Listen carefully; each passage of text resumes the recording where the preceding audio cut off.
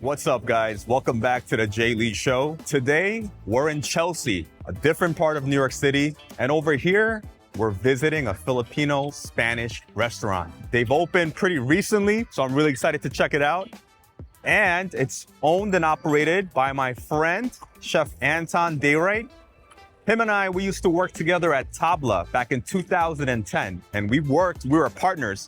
I was cold garmo and he was hot ab. So we had to tag team on dishes like crab cake. And if you know the crab cake dish at Tabla, that's goated for show. All right. I don't even know why I said it like that, but really excited. I'm really curious because he's in a different place than me. He owns 3 restaurants and they're all different concepts. Like I own 3, but it's the same concept. So I'm very curious to know why he decided to operate and expand that way. And I'm also curious to know how he splits his time. 3 different concepts is 3 different restaurants with 3 different recipes and, 3 different menu profiles and staff. And you can't really cross-utilize staff. At least to me, you can't. So I'm really excited. I know the food's gonna be amazing because when he cooks, it's with flavor. And I'm not just saying that because he's my friend. He truly knows how to cook with flavor. He knows how to build flavor. So here we go. Let's go in.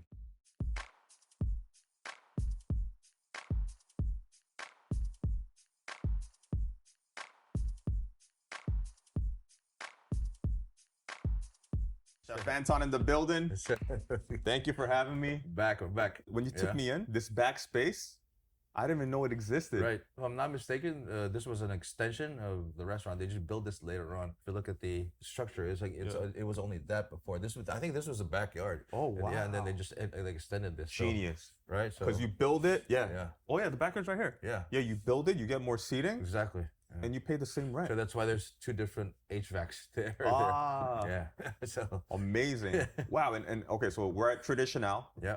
Tell me why you decided to open this restaurant. The opportunity just came up. I was offered this beautiful space, and then I was like, I wanted to do something with it, and then I approached some friends, like my business partner Carla, and obviously my current business partner Joey, and we just made it work. Came up with a concept, came up with beautiful interior, hired somebody to do a beautiful interior, built the backbone of the menu on my mom's recipes. That's all it was.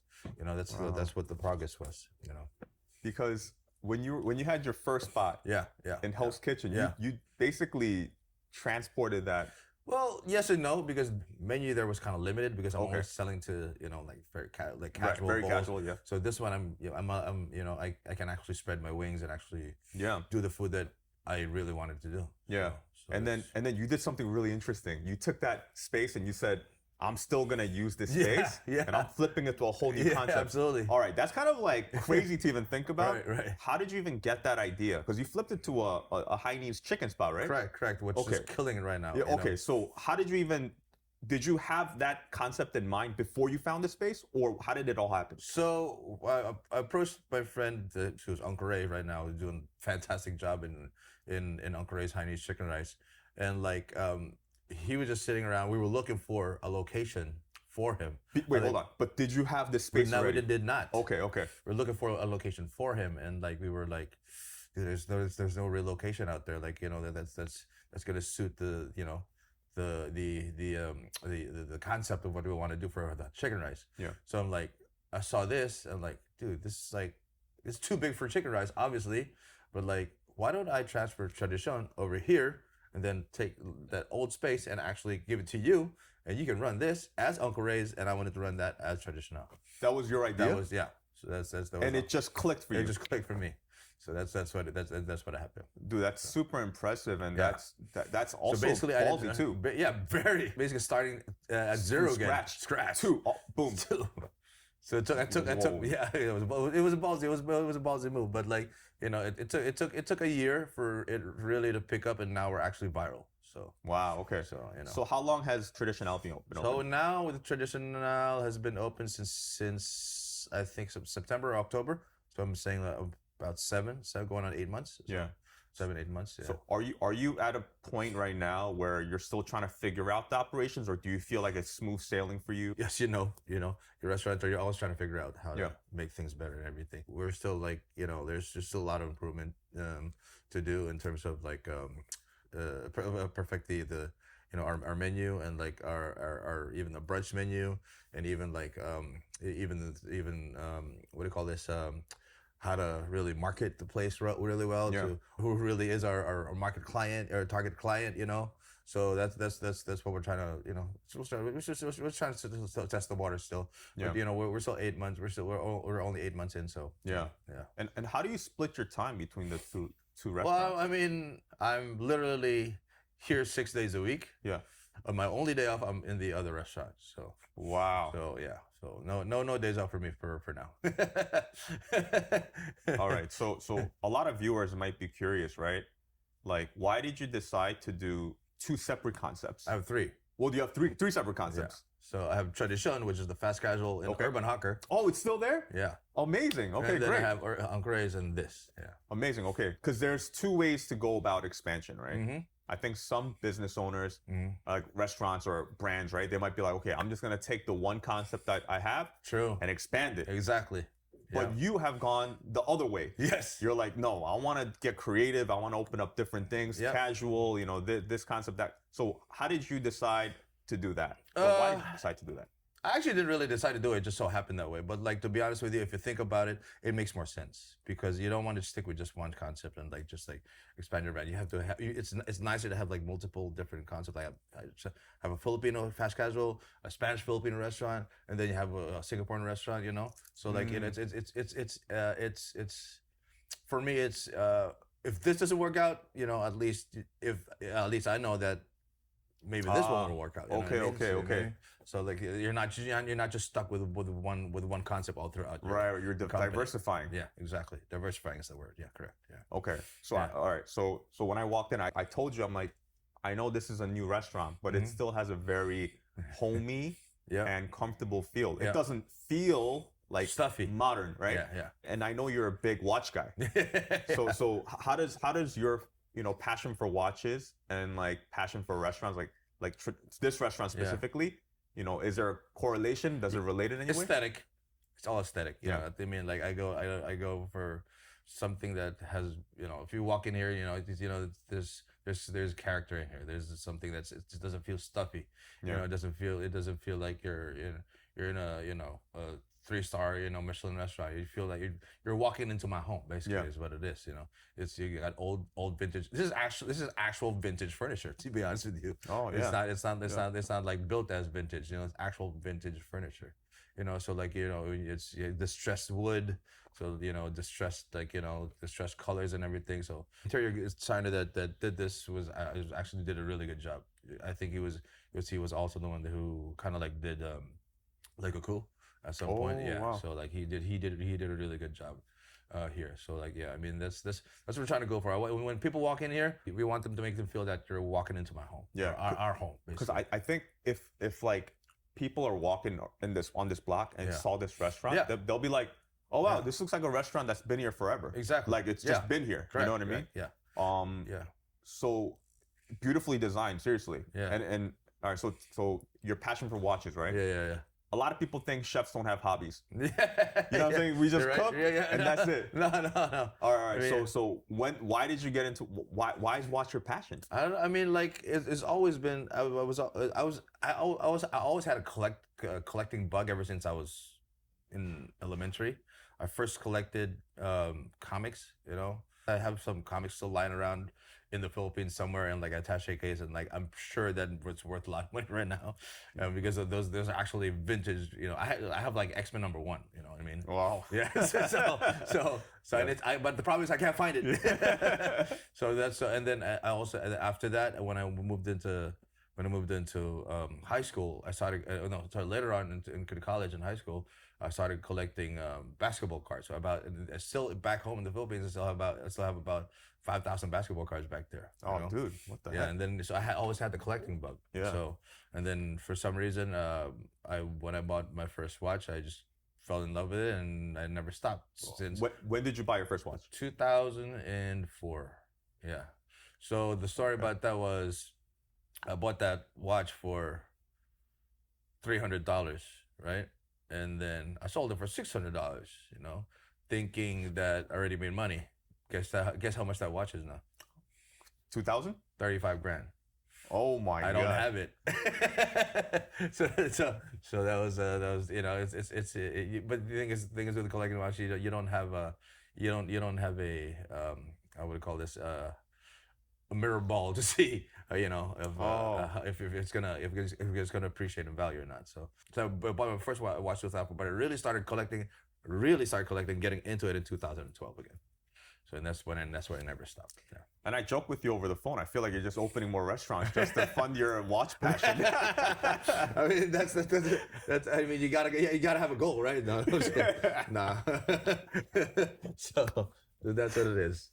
All right. And you're married as well, right? Yeah. So juggling many businesses, how do you like have a healthy marriage and do all this? Because working a lot. Very good question.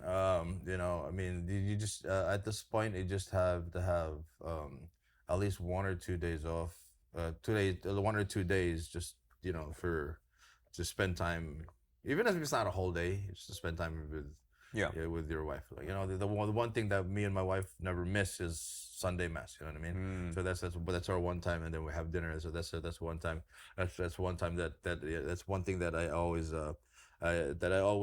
make sure that I set aside for her. You know, so that's what it is. You know, I think that's what kept our marriage. I mean, we've been married for what 12 years now. 12 years. Yeah, 12 years now. So wow. Yeah. So you know, I'm Catholic as well, and Yeah. I know you know that's also what connects us as well as brothers in Christ. Right. So how does faith play a big role for you? Because I think a lot of chefs and creative folks, right, are scared to take the leap of faith, opening their own business, Right. because they are comfortable, right? And there's nothing wrong with that. Yeah. You're getting a steady paycheck, you get benefits, PTO, health insurance, all that, 401k.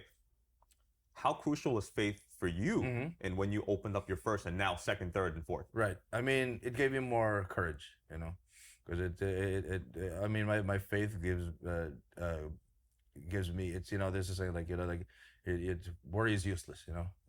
Padre Pio says worry is useless. So I live my life with that quote, you know.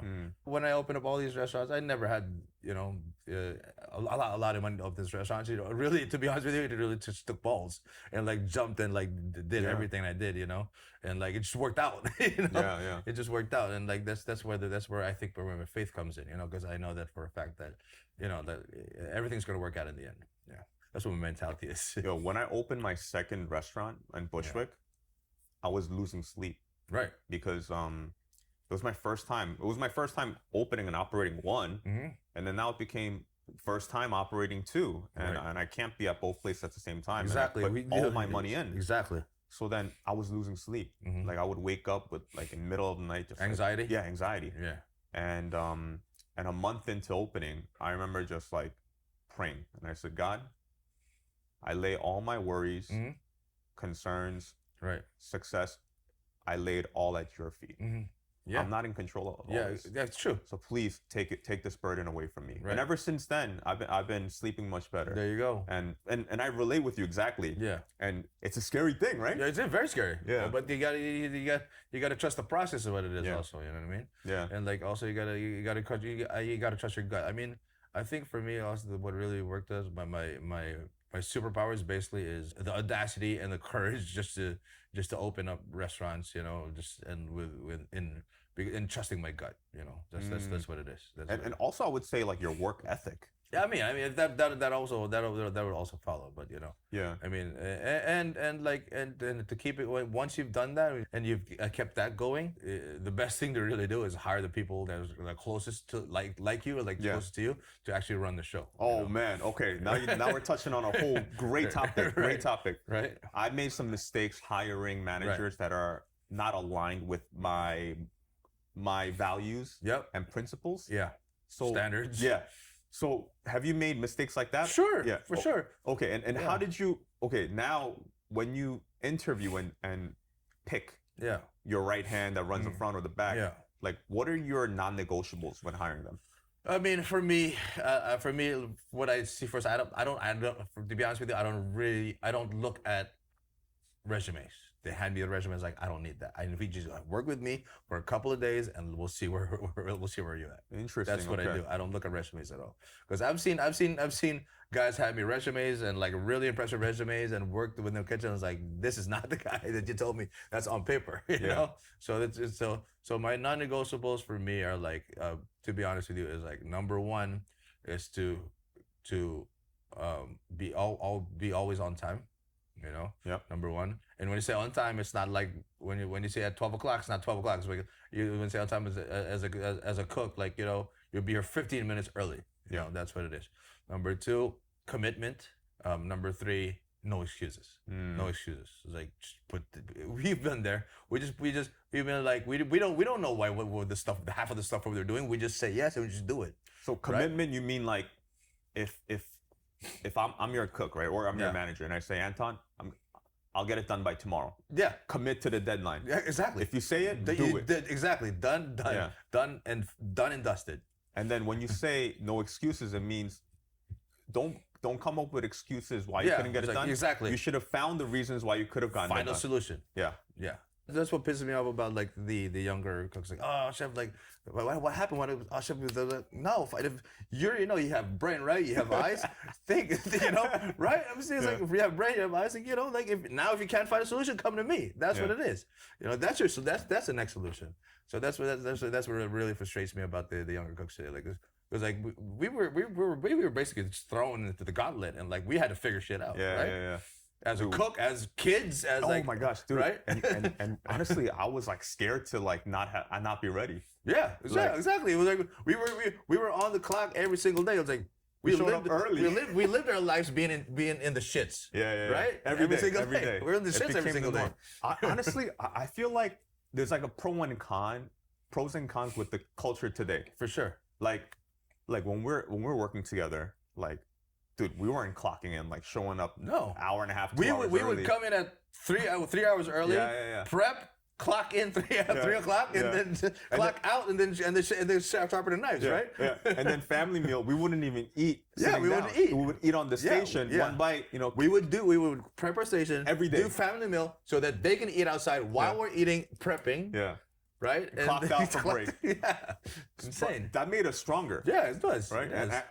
And I would say, like, and people might think like, oh, you're just saying that because you're a business owner now. No, I truly believe that shaped me into who I am today. Yeah, it does. And that's what they don't understand. That's what they don't understand.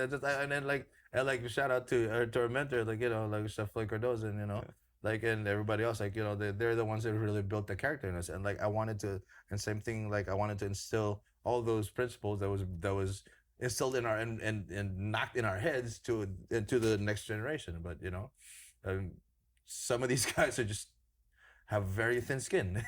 Yeah, I mean, nowadays I think, you know, definitely more sensitive. That for me is a problem. That's why, like, those are for me, as I said, those are my 3 non-negotiables. Yeah, you know, if you think like because all of these things that happen to us, we're problem solvers. You know. We think on our feet, on the fly, like, because, you know, as a chef, as an owner, like, you know, it's a pressure cooker. There will come a day where your cooks are gonna call out, the other one cut his hand off, right? And then your servers are fighting, and then there's a hole in the ceiling. It's a pressure cooker, right? So like you need to be able to handle all of that while thinking on your feet. You know? So you have no one to cry to. Yeah, you have to just solve it. Solve it. Yeah, solve it. Don't cry. Solve it. Get it done, and then that's it. You know, and then you can complain about it later. That's why chefs drink a lot. You know? You know? So that's what it is. But I know you don't drink anymore. But yeah. Opening this restaurant, what was one thing that you were really surprised by? Like, wow, like I was really caught off by this in a pleasant way. Mm-hmm. And then on the flip side, what's one thing that you're like, wow, I learned a lesson with this?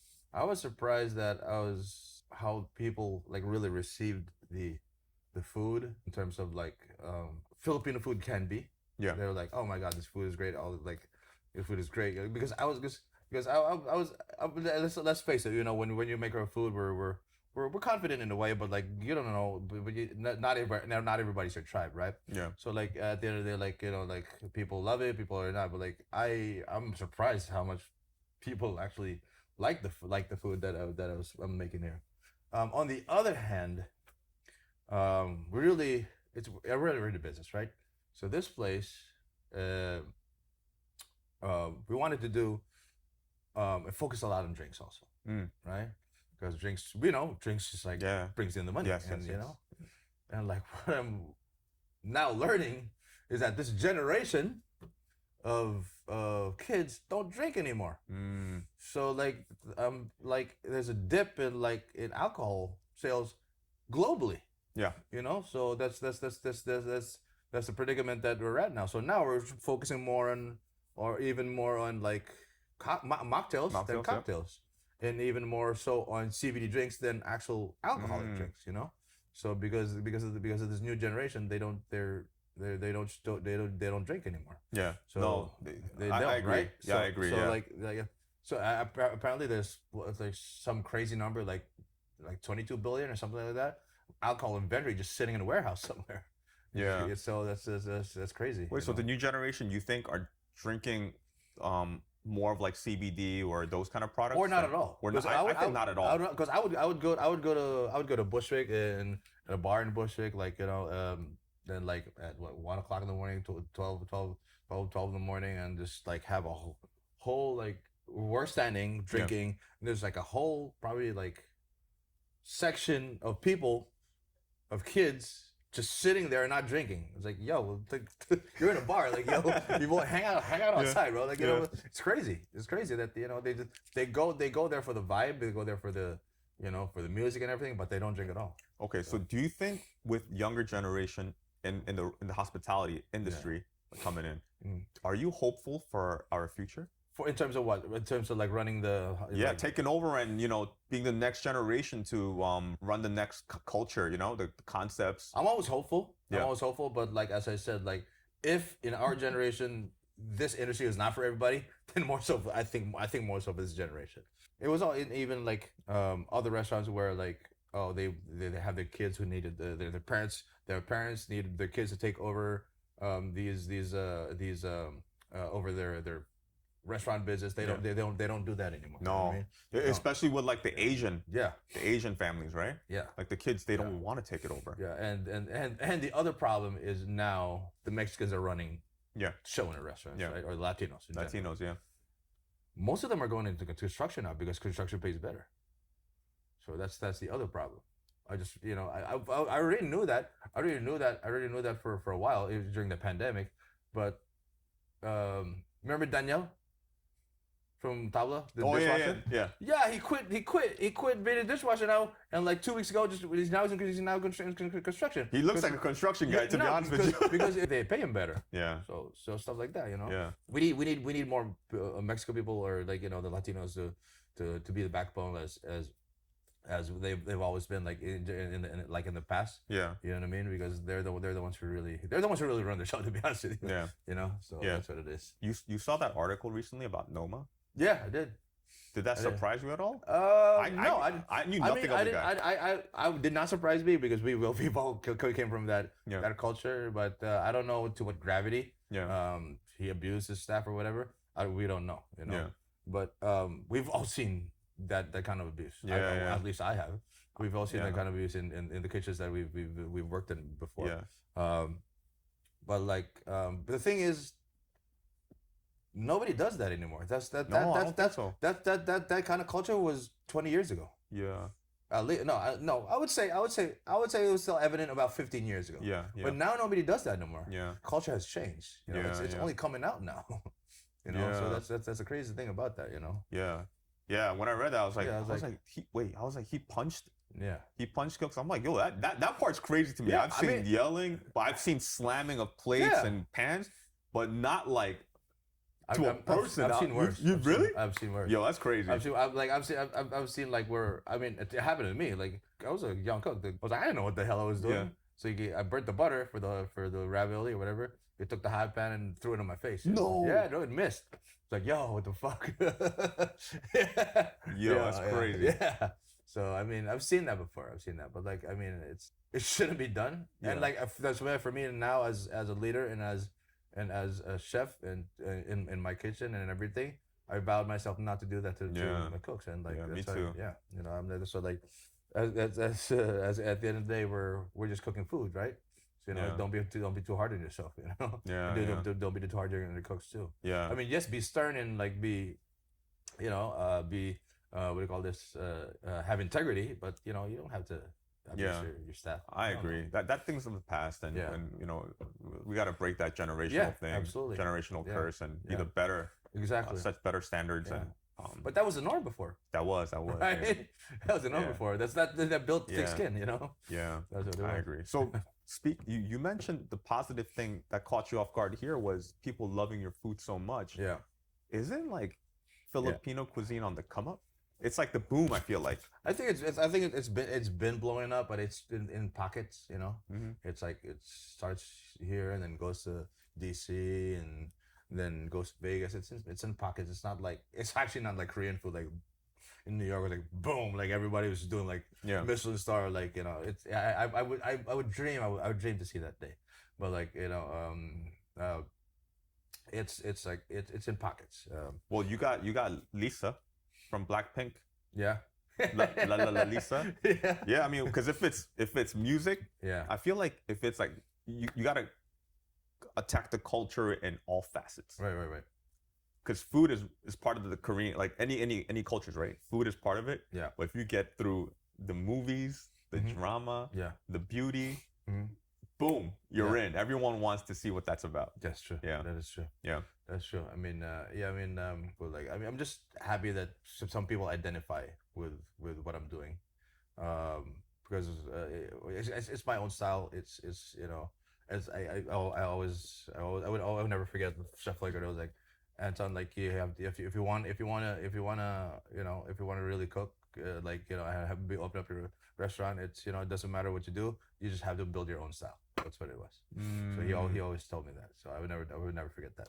So you dedicated this restaurant to your mom's Yes. recipes. Yes. So what does she say about it? Well, she's not with us anymore. So, but like that's why I dedicated it to her. But like I took some of her recipes and actually did not change it, at all. So it's maybe like three or four dishes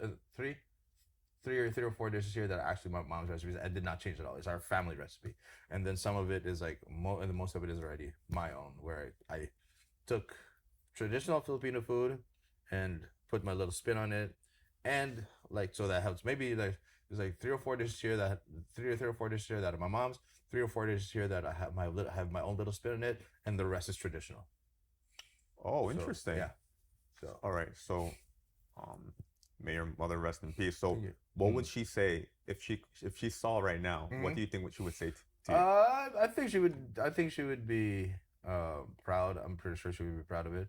But because I literally took her recipes. Yeah.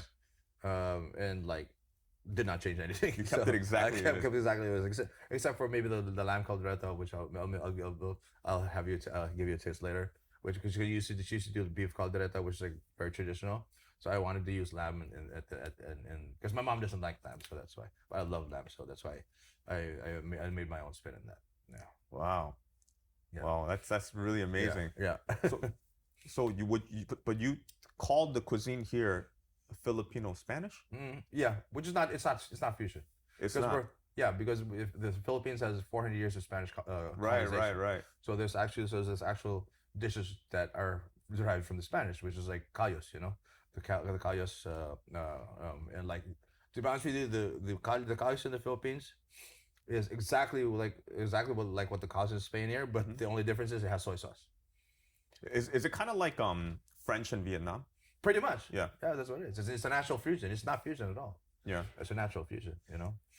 Would you say Pudechige is a fusion? You know the Korean army. I don't think it's a fusion. I don't Yeah. think it's fusion. No, I love that. I love that dish. Yeah. That's why I do know what that is. I don't think it's fusion because actually it's Korean. It's Korean culture with American ingredients. Is what it is. Yeah. That's what it was. Yeah. And it's not American at all. Yeah. It's Korean. Yeah. Period. So I don't think that's why I don't think it's fusion. No. Yeah. But that's kind of like what the natural fusion is for me. What are your thoughts on fusion? Fusion can be confusion, for sure. The most confusing thing for me, or fusion, is like infusing like two very different cultures and just like putting it together. it becomes confusion when it doesn't make sense. You know what I mean? So that's what it is. You know, I mean, I don't want to give. There's a lot of examples out there. I don't want to say, but like, Yeah. you know, I mean, but you know what I mean, right? I know exactly. Like I don't know, like chicken teriyaki tacos. I don't know. I'll look at it. I'll be like, what is that? That's the stupidest thing I've seen all day, man. Right? I mean, that's a good example, right? Or here for me is the most confusing thing when it comes into a Malaysian like a Chinese restaurant or Malaysian restaurant, and then I see a Malaysian or Chinese menu, and then there's a sushi bar. Yes. That was like, what the hell is going on? Yeah. Oh, you know what I also. So two different concepts that are traditional, but under the same roof. That's I live in Long Island City. There's a Gyukaku that opened up. Yeah. And they opened up a bubble tea spot inside it, like a little table. Right. Yo, I hate that. Like when you it's inside. Yeah. Oh my gosh. I mean, it's not fusion, but to me, it's like it's two concepts that not really make sense to be in one. Really related. Yeah. Makes no sense. Yeah. It's one of my pet peeves. Whenever I see that, I think automatically, oh, they're going through a tough time. Yeah. They can't make rent. Exactly. They're trying anything. So they're trying anything. Exactly. They're trying anything. They're desperate. That's exactly what it is. Yeah. Yeah. So. It's like when you walk in a neighborhood and you see like a store selling produce, and then they're selling like dishwashing soap, and then like what the like hell? all the and then like backpacks, and then you're like, what kind of store is this? You're like, so basically, what I'm saying is there's no identity. Yeah, there's no identity. Yeah, there's no focus. There's no focus. There's no identity. Yeah, so that's what it is. So tell me about the dish you're gonna show today. Sure. I mean, I'm gonna give you two dishes. So I'm gonna give you one something that's very traditional. So I'm gonna do the lamb caldereta, which is like basically it's lamb neck and lamb shank. It's a very Spanish stew-based dish, but it has cheese in it. It has olives. Very, very Spanish. Oh wow! Okay. Yeah, it's very Spanish. But you eat it with rice, and it's the best thing ever. It's a very, very, very Filipino thing. And the other one is dinuguan. So dinuguan basically, traditionally, is eaten with. When you say dinuguan, is pork entrails. So like intestine, like ears. This one is just ears and belly, and then you cook it in pork blood. And then normally just eat them with rice, with chilies and everything. This one is in a taco form. Ooh. Yeah. People, when you say, especially the non-Asians or non-Filipinos or whatever, when you say pork blood and it's eaten rice, they don't really like that. But if it's in a taco form, for some reason it's more acceptable. Right? So I'm going to have you taste that in a bit. Yeah. All right, I'm excited. Let's go to the kitchen.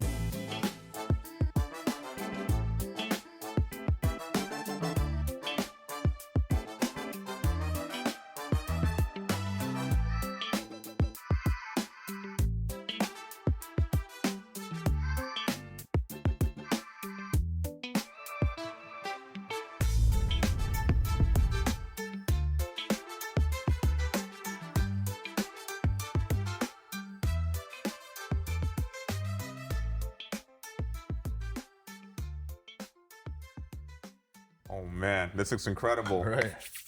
Where do we start? Start with the tacos. Okay. Squeeze. All of it. Get all of it in there. All right. That's it. Yeah. Take one. Hold on. Father, Son, Holy Spirit, bless this, Lord, and these are your gifts, which we receive from your bounty through Christ our Lord. Amen. Amen. Holy Spirit, amen. All right. Go for it. All right. I love this vessel too. All right. It's customized. You customed it? Yeah. So sexy. Customized, yeah. Look at this, guys. Cheers. There you go. Cheers. Cheers. Mm-hmm. Mmm. Mmm. Nutty. Dude, Salty, so much going on. Salty, sweet, sour, spicy. Yeah. Umami. Mommy, okay? Yeah. Mmm. People might be like, pork blood, oh, gross. Mm-hmm. Dude. Nothing. Dude, you can't even tell there's pork blood in there. Mm-hmm. If anything, it makes it richer. So, you didn't crisp up the tortilla on purpose, right? No. Dude, that's really nice. But why didn't you crisp it on purpose? First of all, it's good when you put it in here, it's gonna break. Yeah. It's gonna leak. So that's what. Yeah. It has to be pliable. Mm. So that's what it is. Yeah. The texture is perfect. Right? Get some more water. Yeah, I was gonna say like you're very knowledgeable, and you love braises and like braises. Yeah, I slow mean cooked things. that's basically what Filipino food is. Is what it is. Yeah, That's basically what Filipino food is. You know, there's everything in one pot. Yeah. like this. Yeah. As a Korean, I look at that. I'm like, yo, that looks incredible. Like with rice, I could already tell. I mean, let me serve you. Yeah. Thank you. You're the kuya, right? So I gotta serve you.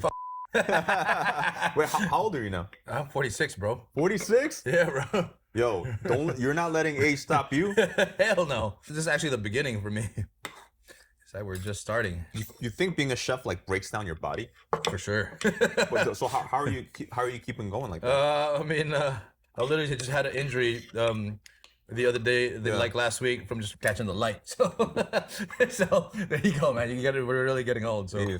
so I mean, eventually I need to really go back to working out in the gym. So Yeah, I recommend that. Yeah, for sure. That's what's keeping me, Yeah. you know, like strong, yeah, as strong as I can be. dude, so good. All right. Right. Mm. I've never had anything like that. Really? Yeah. This is like my household right here. So That's what it every is. home has their version of this? Pretty much. Yeah. What is this called again? Caldereta. Caldereta. Yeah. What does that translate to in English?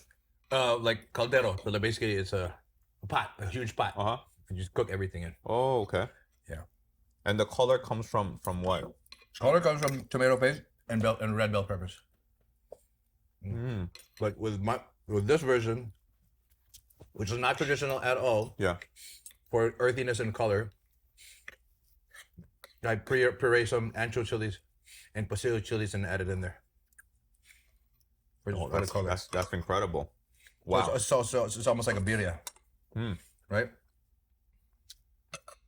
Like that could be a taco in itself.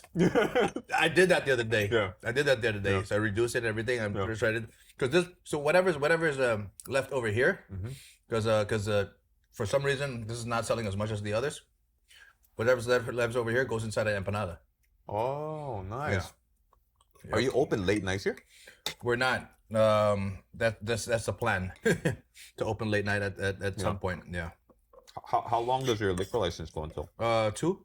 Oh wow, that's good. Yeah. I forgot to ask you. Do you prefer having partners or not having partners? Of course, partners are always good. Because, but having the right partners is the best. Yeah.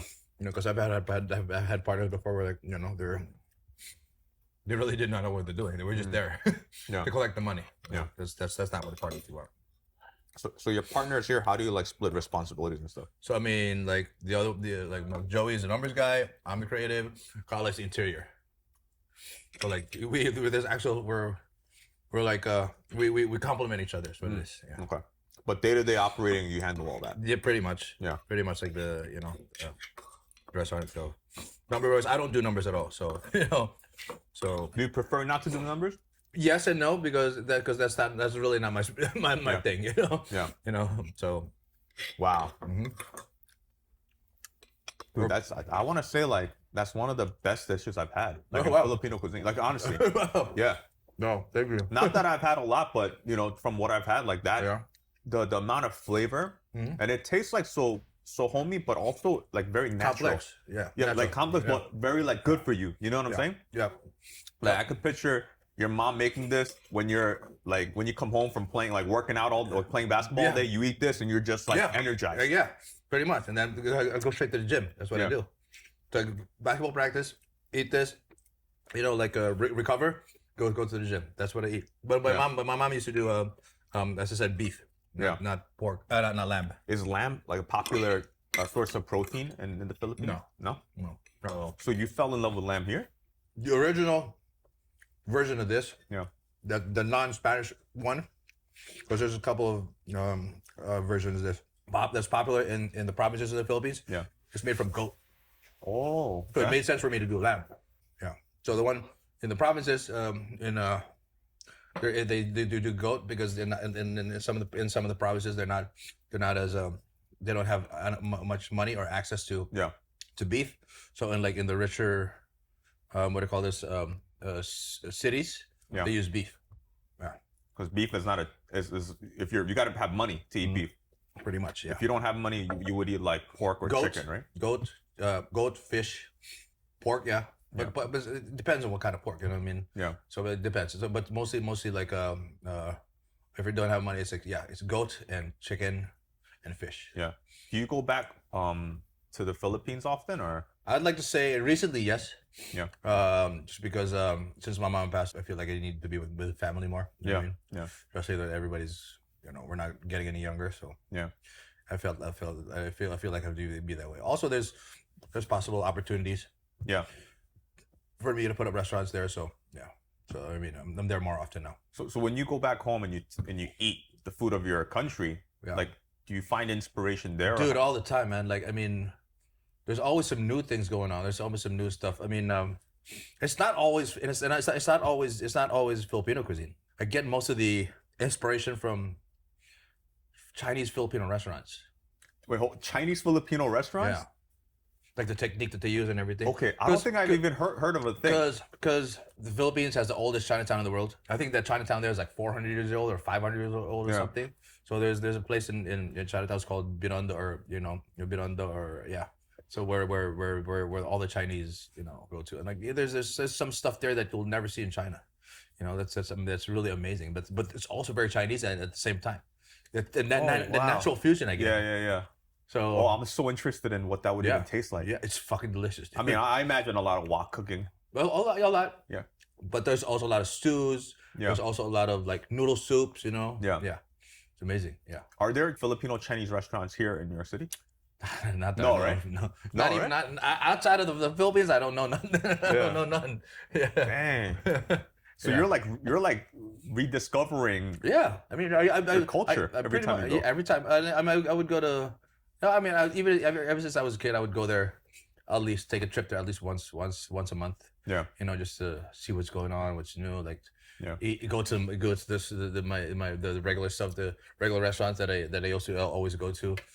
So yeah, I mean, there's so much stuff to be discovered every single time I go home. And like whenever I go home, there's some new chef, that's putting up that has a new restaurant again, Yeah. or some of my friends there who are restaurateurs, have new concepts again. So there's always something. Yeah. It's changed a lot. Oh, hell yeah. Like Yeah. there's money there. Hell yeah. People want new It's things. booming. It's booming. Yeah, it's booming there right now. I mean, as I said, the Philippines is not as cheap as it once was. Yeah. It's pretty awesome. Dude, thank you so much for everything. Yeah, I man, really for sure. appreciate it, For Chef sure. Anton. Amazing. For sure. Great food. Yeah. Wow, seriously, it tastes like home. I'm not even Filipino. I felt like I'm eating my mom's food. You know what I'm saying? That's Right. crazy. Right. And the tacos, Right. like that's done. An idea that makes sense. It makes sense, right? You So- eat it and you know. Yeah. If you know flavor, you'll get it. Yeah, exactly. Yeah. So Yeah. where can people find you? So right now we're at 156 9th Avenue here in Chelsea. It's 9th Avenue between 19th and 20th Street. And you're open 7 days a week? We are open 6.5 days a week. 6.5 days. So we're open Monday to Friday, dinner time only. Saturday brunch and dinner. Sunday brunch only. 6.5 days. Oh, interesting. Okay. Yeah. Well, thanks so much for tuning in, guys. Yeah. Chef Anton, check out his restaurants, all in New York City, and he's expanding more. So stay tuned and follow him for updates. Thank you, guys. Peace. Peace.